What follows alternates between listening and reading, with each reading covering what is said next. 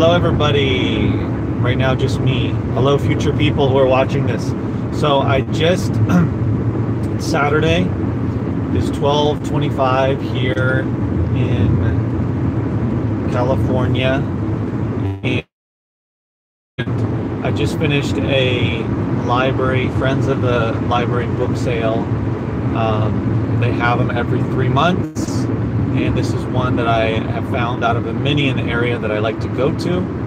And I went 3 months ago, and I found 38 books. I did not do quite as well as I did last time in terms of finding a good amount of valuable books. Last time there was a decent amount of other resellers there, and I was able to find, after they've gone through everything, I was able to find a good amount of higher valued books. This time not nearly as many, but I still came away with a decent haul, and so it was a total of 38 books. There was one in particular that was the most valuable book that I found today, which was for FBA. Again, I'm talking about for FBA, and this one was it was like a school book. The Amazon price, there weren't that many copies available. The Amazon price was like $83, and then the merchant fulfilleds were 70 and up, and there were no other FBA offers. And I got it for 50 cents. And this was, so it's about a $75 book, maybe a little bit higher. I'm going to do more research on it to see if it's worth selling now, or if it's better to hold it until maybe the next time in January, February. We'll see. But got it for 50 cents, and that one was just sitting in the middle of shelves that had been gone through by a lot of resellers. And by a lot, I mean like 5.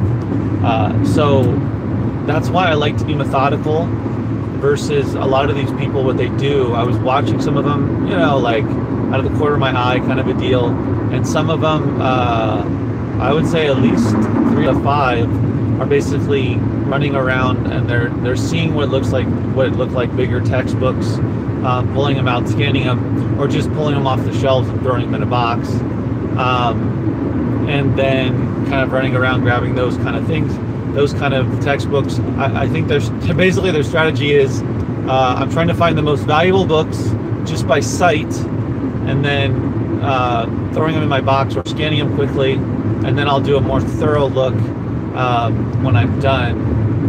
And then what they end up doing is they slowly run out of things to pull off the shelf, and then eventually they're just kind of like randomly going through shelves and still not being that thorough. I think today the issue was that there was 5 of them. 2 of them were working together, but there were a total of 5 that had scanners that I saw. There might have been more that I wasn't aware of, but there were 2 other people that are mostly deal with fiction, so they weren't ones that were in the nonfiction, but these are people with scanners. And the sale is about, they have over 10,000 books. It's a good size sale. It's a small room they use, so it's all packed in there pretty tightly. There's not a lot of room to move around, to maneuver as you're scanning, so when there's a lot of people there, it's pretty crowded. But today they were not nearly that. There were probably half the amount of people that were there last time, 3 months ago, which is interesting. I don't know why. But yet the other resellers seemed to be a little bit better at, a little more, not necessarily thorough, but they were picking away a lot of the, I assume, valuable books, because between the other 5, they had hundreds of books. So as you can see, competition can play a big part in these types of book sales, which is why it's difficult. It's difficult to build up a lot of inventory and to send in a lot of books if you go to book sales that have a lot of competition, or enough competition to where you can't find like 100 books. I think last time I went, I think I found, the number that sticks in my head is like 57 books, 54. It was in the 50s, so it was a little more last time. I also found a bunch of CDs last time.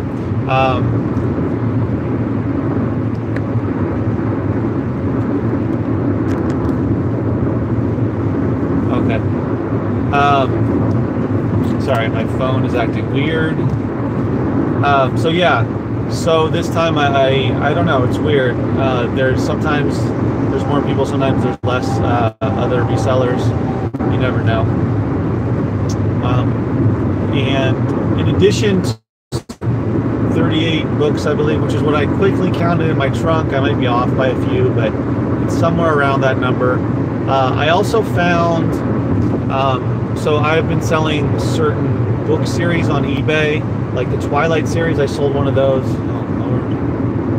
I sold one of those for like 12 bucks or something, $12.50, $13, something like that. So I grabbed a couple of the Twilight ones. I'm going to sell those as a series. I also grabbed 4 young adult books that were from the same series. I looked them up on eBay. Those I got, by the way, the young adult stuff and kids books are $0.25 each. So I got 4 for $1, and then it looked like I could sell it for over 10 bucks, probably more like $12 or $13. Maybe more, we'll see, because they're in really good condition. The books are in really good condition. I found another, like a Christian author. I bought like 7 of their books. Looks like I can put them into a lot. And then I got 2 older books for eBay, individual books that I got for $1 each, and they should go for over $10. So probably one of them should be going for like $15, $16, and the other one around there, maybe a little bit less. So that's a little extra money from eBay.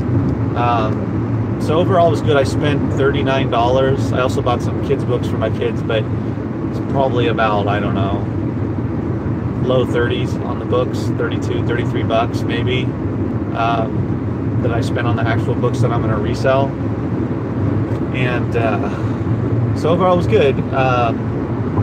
But I rarely make videos. Actually, I don't think I've ever made a video on Saturday, a live video. This is, I think, the first time. So people that normally watch are probably not paying attention to YouTube at this point. But I wanted to make it now versus waiting till Monday while it's fresh home. So I might as well make a video while I'm driving. I guess I would say, oh, the other thing about it is I brought my scanner, my KDC 200. No, Corey, not saying it not normal. I'm just saying.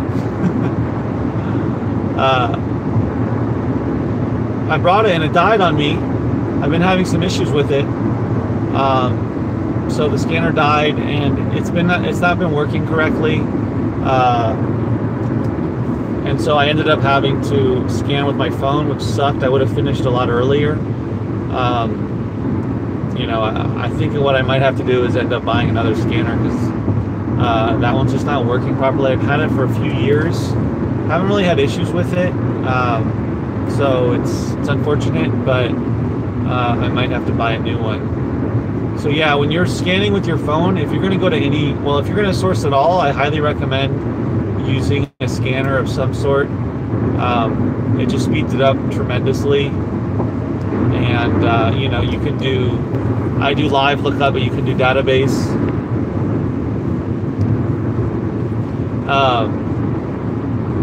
But with the scanner, it's just so much quicker. You know, when I first started, I was going through the books pretty quickly, and then when my scanner stopped working, it just got really slow. It takes an extra like 3 seconds or so, 2 to 3 seconds each time you scan, which adds up when you're scanning hundreds of times. So yeah, it's obvious, right? You should you definitely have a scanner. I know when I started, I didn't have a scanner, but I quickly learned. Well, not that quickly, but probably within a year or so, I got one and started using it every time I would source.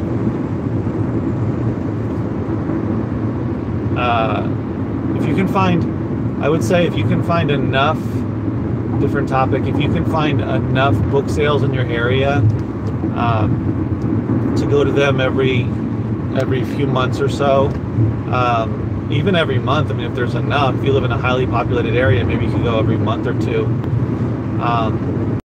You know, to mix that in with thrift stores and estate sales and garage sales and that type of thing, then you can definitely find a lot of books. It also helps to have your scanner working.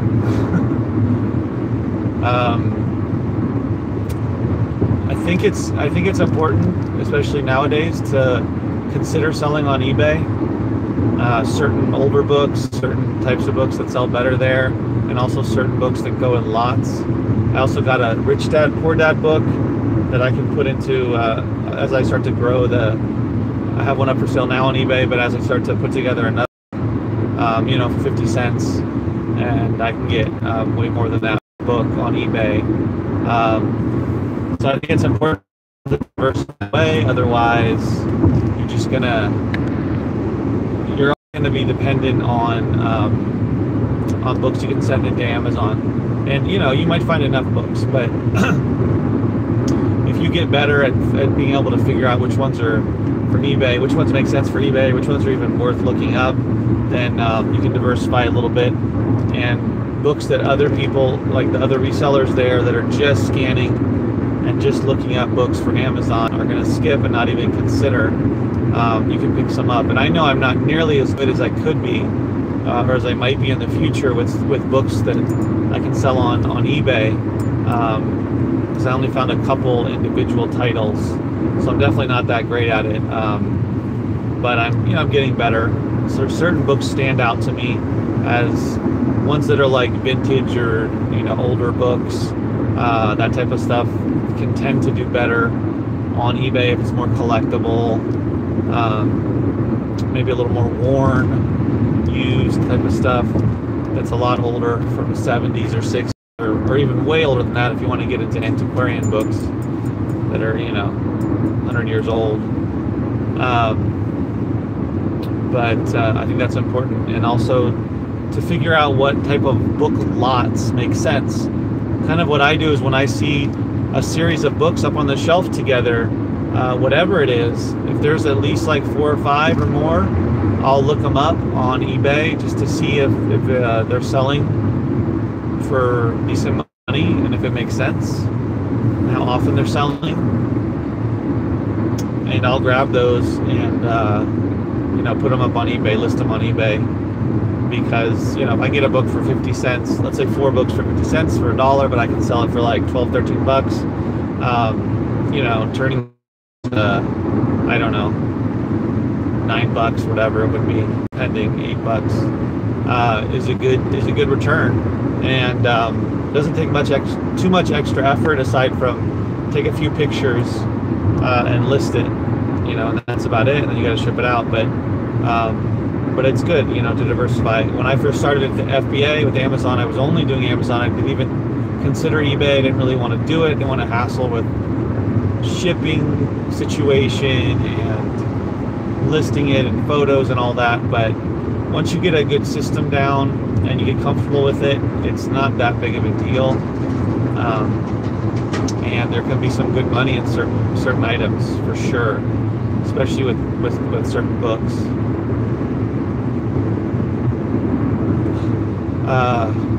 There's 7 of you watching, so yeah, I think that's all. I didn't really plan this video too well. Usually I like to write down stuff I'm going to talk about. I just wanted to talk about it in general. I don't go to that many book sales.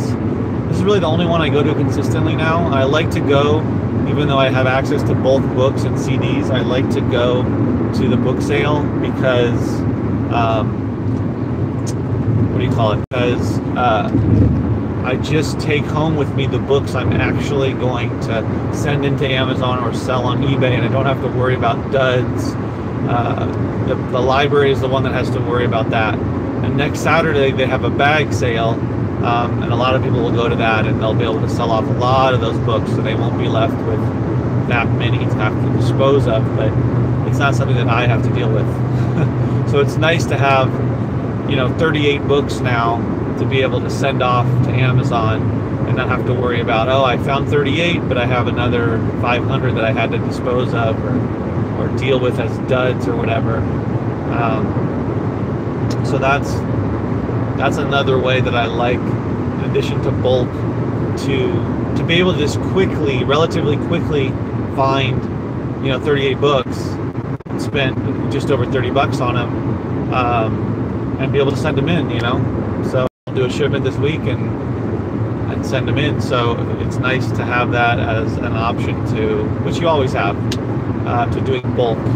Unless you're a big old, you have people working for you, helping you out, getting to the books, but you're doing a lot of hours by yourself and all the work, that maybe you're not going to have the energy or interest in doing book sales or things like that, or thrift stores. But I like to make these little runs, book sale, and then I go to the thrift store once in a while. Even if I only find 15 books here and there, it adds up. Go a couple times a month, maybe once a week, maybe every other week, depends on what's going on. But it's a good idea. And you just never know what you're going to find. You spend an hour and a half thrift store, the book sale, and I found a $70 book for 50 cents. And adding up all the other books, it's going to be a nice little profit. $30 roughly to buy 38 books. That one book will more than pay. The profit on that about half the profit will pay for all the books, and then the rest of those books, 37 or so, are all going to be profit. And I would say it's not. While it would be nice to find 38 books that are for over $100, that's not what I found. I found one book going for 70, 75 FBA, and then a couple others that are over 20 bucks. But most of them are going to be lower priced, quicker selling books that have smaller profits, but it's okay. I send them in, they sell quickly, and I get the money back, and I buy more. And that's good for your Amazon metrics as well. The quicker you can sell stuff, the better. The more you sell, the better. So I don't mind the smaller profit books. Buy it for 50 cents, make $2.50, $3 profit on it, as long as it sells within a couple of weeks, a month, hopefully right away, but pretty quickly. As an example, I was talking about this in one of my other videos about turnover and how long it takes to get through, like when you send in a shipment of items, of books or CDs, how long does it take to sell off all of those? And I went back and looked at the books I still have in inventory from 3 months ago when I went to the same sale, and I bought 57 books, and I think total it was 70 something, over 70 items, including CDs that I sent into Amazon. And as of today, I only had 14 of those still in inventory after 3 months. So to me, that's a really good sell-through rate. Let's say 75 items.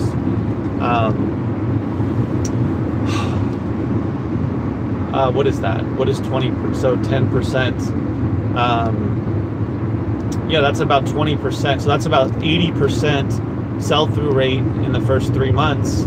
And those other 14, I can reprice, and I'll probably be able to sell them off. And let's say in another 3 months, when those are going to be hitting potentially getting long-term storage fees, I can,